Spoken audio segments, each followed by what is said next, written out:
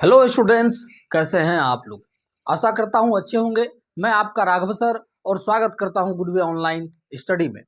आज आपका 5 objective question solve करने जा रहे हैं मैथ का। ध्यान दीजिएगा।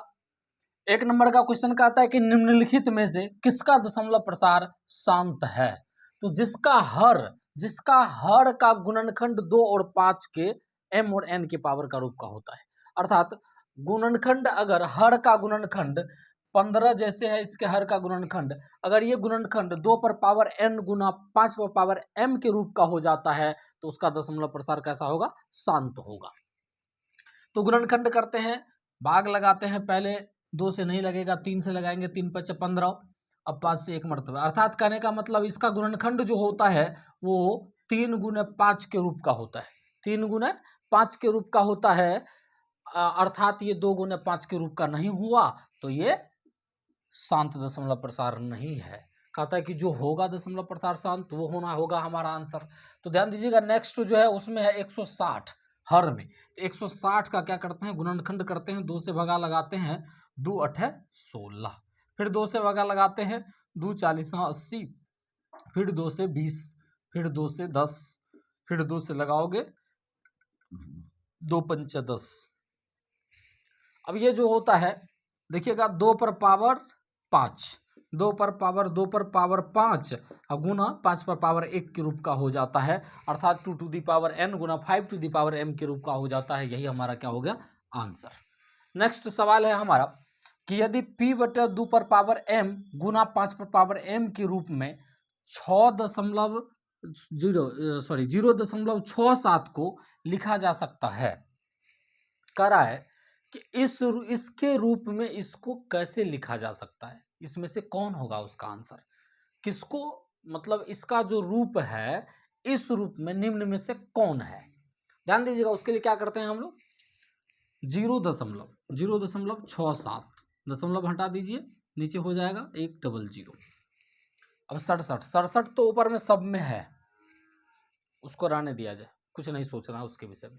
अब करना क्या है हम लोगों को, ये 100 जो है 100, इसका हम लोगों को गुणनखंड कर लेना है, गुणनखंड कर लेना है। तो गुणनखंड कीजिए, 2 से लगेगा 50, फिर 2 से लगेगा 25, अब नहीं लगेगा 2 से तो लगेगा किससे, 5 से। 5 5 25, मतलब 5 पर पावर 2 गुना 2 पर पावर 2। अब 5 पर पावर 2 गुना 2 पर पावर 2 कहाँ है, यहाँ है। ये होगा हमारा आंसर।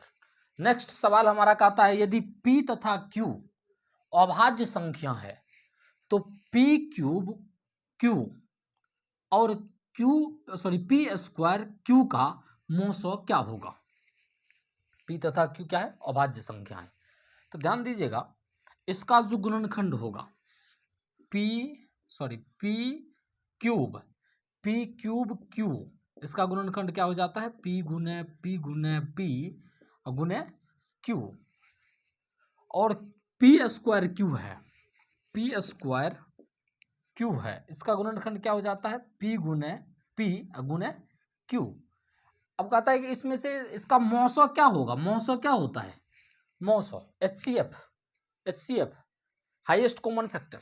तो ये q देखिए दोनों में कॉमन जा रहा है, q हो जाएगा। फिर ये p देखिए दोनों में कॉमन जा रहा है, ये हो जाएगा। फिर ये p देखिए दोनों में कॉमन जा रहा है, हो जाएगा। ये p बेचारा अकेला बचा, तो ये p और ये q, अर्थात p गुने q, p स्क्वायर q जो होगा इसका क्या होगा, मौसो होगा। p स्क्वायर q कहाँ है, ऑप्शन नंबर बी। नेक्स्ट सवाल हमारा क्या कहता है, यदि भाग एल्गोरिथम से a बराबर bq प्लस r में a का मान 72, q का मान 8 और r का मान 0 हो तो b का क्या मान होगा। उसमें सारा का सारा मान रख दीजिए। तो a देखिए, a क्या होता है, a होता है bq प्लस r होता है। अब a का जो मान है वो दिया हुआ है हम लोगों को, कितना दिया हुआ है, 72। फिर b का मान कितना दिया हुआ है, b का मान तो पूछता ही है, b का मान तो पूछता ही है। q का मान दिया हुआ है 8, तो b बेचारा b रहेगा और q की जगह हो जाएगा 8 और प्लस 0, मतलब r का मान 0 प्लस 0। अब देखिएगा, अब ये तो 0 ही हो गया, 8 को इधर करते हैं तो 72/8 हो जाता है बराबर b। 8×9 72, अर्थात बी का जो मान होता है, बी का जो मान होता है वो क्या हो जाता है हमारा 9। ऑप्शन चेक कीजिए, ऑप्शन नंबर ए। अब नेक्स्ट सवाल हमारा है, यदि 130 बराबर 15 गुणे 8 प्लस 10 है एवं 15 बराबर 5 गुणे 3 जोड़ 0 है, तो इसका मौसो क्या होगा? किसका? 130 और 15 का मौसो क्या होगा? तो चलिए 130 और 15 का मौसो ज्ञात करते हैं। 130 और 15 में 130 और 15 में जो कॉमन फैक्टर होगा वही क्या होगा? मौसो होगा। तो दोनों में कॉमन कर लेते हैं, दोनों में कॉमन कर लेते हैं। तो एक है, इसका है मौसो, सॉरी इसका जो गुणनखंड का रूप दिया हुआ है वो दिया हुआ है ऐसा 15 गुणे 8 जोड़ 10, ठीक। और इसका जो दिया हुआ है वो है 5 गुणे 3 जोड़ 0। इसको हम लोग कैसे लिखेंगे? तो इसको ऐसे लिख सकते हैं, जैसे कॉमन जा रहा है इसमें 5 कॉमन, इसमें भी 5 कॉमन, 5 कॉमन कर लिया जाए। 5 तिया 15, 5 तिया 15 गुने 8 प्लस 5 कॉमन जा रहा है तो 5 दूने 10 प्लस 2।